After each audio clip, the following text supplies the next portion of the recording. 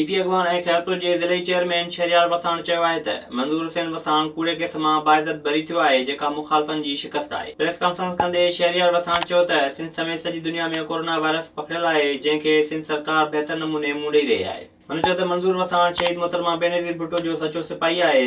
मुखालफ़ खेसि कूड़े केस में फासण जी कोशिश कई, पर खेनि अदालत ज़रिए नाकामी मिली। शहरियार वसाण वधीक चयो त ईंदड़ चूंडुनि में पीपल्स पार्टी कामयाब थींदी ऐं बिलावल भुट्टो ज़रदारी मुल्क जो वज़ीर आज़म बणिजी आवाम जी ख़िदमत कंदो। 2 साल बाद जब एक मुखालफों ने एक ये हरकत की थी, तो जब उन्होंने हरकत की थी वैसे तो वो जीत नहीं सकते थे वसान साहब से, तो फिर उन्होंने ये सोचा कि चलो ये नहीं, हम कोई झूठा सा कोई अकामा का केस बना के हम उनके ऊपर डाल देते हैं ताकि उनको हम डिस्क्वालीफाई करवाएं।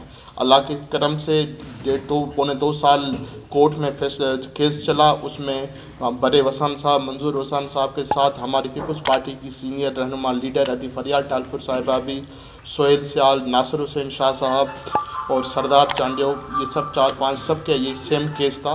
अल्हम्दुलिल्लाह 4-5 हुए। अल्हम्दुलिल्लाह इस केस में आज कामयाब हो गए हैं।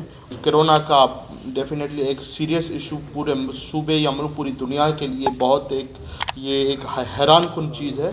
और जिस तरह से अल्हम्दुलिल्लाह सिंध में जो सिंध गवर्नमेंट ने जितनी इसमें सबसे पहला जो कदम उठाया है वो सिंध गवर्नमेंट ने उठाया है, पाकिस्तान पीपल्स पार्टी की गवर्नमेंट ने उठाया है, सिंध गवर्नमेंट ने उठाया है।